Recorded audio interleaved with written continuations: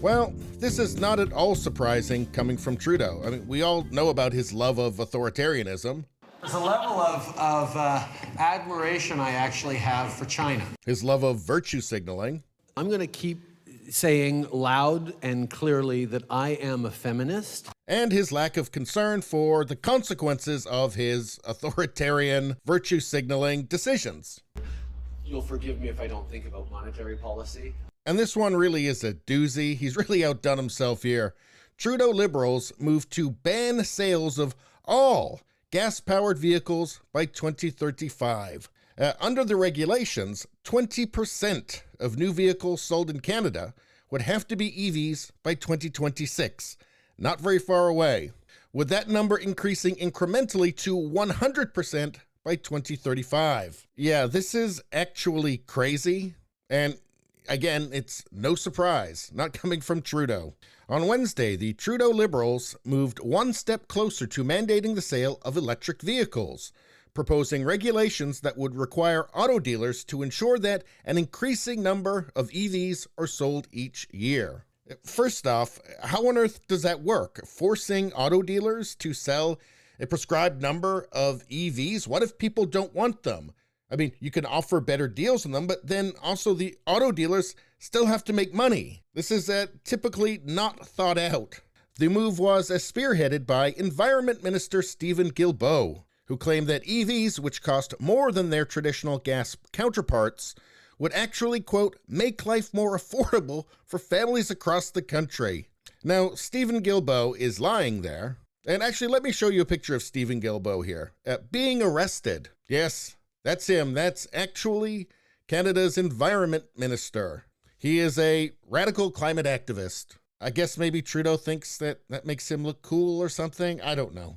I don't think Trudeau does anything for the sake of Canada. I think everything Trudeau does is for Trudeau and his buddies. I don't think he or Stephen Guilbeault care about the Canadian people one bit. And I think that Guilbeault is an ideologue. I think Trudeau is just simply a pure narcissist. All he cares about is how he looks to his buddies when he meets up with them at the World Economic Forum meetings.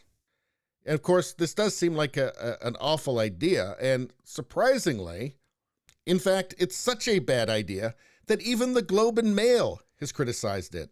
And the Globe and Mail is a left-wing national newspaper in Canada.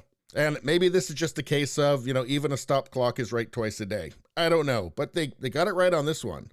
Although this article was published more than a year ago, so they might have changed their mind by now. So yeah, this Trudeau thing has been cooking up for a while. It says, this week, the Canadian government set 2035 as the mandatory target for the sale of zero-emission SUVs and light-duty trucks. That means the sale of gasoline and diesel cars has to stop by then. Transport Minister Omar Alghabra called the target a must. It is a highly aspirational plan that verges on the delusional, even if it earns Canada, a perennial laggard on the emission reduction front, a few points at climate conferences. Yes, and that's what Trudeau really cares about, isn't it? It's virtue signaling. Herewith, a few reasons why the plan may be unworkable, unfair, or less green than advertised. I mean, first off, they're expensive. They're more expensive. We all know that. But anyway, they're not so green after all. Well, everybody already knows this. It says there is no such thing as a zero-emission vehicle, even if that's the label being used by governments to describe battery-powered cars. So think twice if you're buying an EV purely to paint yourself green. In regions of Canada and elsewhere in the world that produce a lot of electricity from fossil fuel plants, driving an EV merely shifts the output of greenhouse gases and pollutants from the vehicle itself to the generating plant. And according to the government, more than 19% of Canada's electricity comes from coal, natural gas, and oil. In the United States, it's 60%. But it does say that an EV might make sense in Quebec, where almost all the electricity comes from renewable sources. Also in British Columbia, a lot comes from hydroelectric as well. But keep in mind, we're talking about another huge, massive drain on the electric grid. It's not like they can just turn up a dial and all of a sudden they're producing all this energy that's going to be needed for all of these cars. What's likely to happen is to make up for it, they're going to be burning fossil fuels, and that's what will be going into your car, just as surely as if you were pouring gas into your car. It says an EV makes little sense in Saskatchewan, where only 17% comes from renewables. The rest is from fossil fuels. In Alberta, only 8% comes from renewables. The EV supply chain is also energy intensive. And speaking of the environment, recycling or disposing of millions of toxic car batteries is bound to be a grubby process. So for Trudeau, it all sounds great. He gets to brag about how they're pushing all these electric cars. And when he meets with other woke world leaders, they'll give him a pat on the back.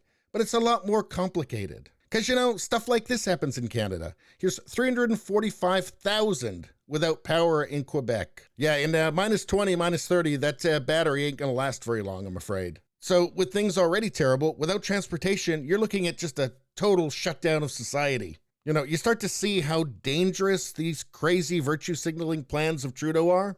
Says, where's the juice? What if millions of cars get plugged in at once on a hot day when everybody is running air conditioners? I would ask Trudeau, but he hasn't thought about it, and he doesn't care anyway. And I noticed that there's no parallel plan to improve the infrastructure in Canada. He doesn't seem to be thinking about that, because I'll tell you what, all the infrastructure in Canada is falling apart. The healthcare system's falling apart. Everything is. And I can tell you something like this is not going to make things any better. So, yeah, I'm not convinced that they're going to have any of this figured out. I don't believe that. But that brings us back to the headline here. It says the government's 2035 electric vehicle mandate is delusional. Is this even serious? Is it just a pure virtue signal? We know that Trudeau is planning on running again in 2025 or earlier.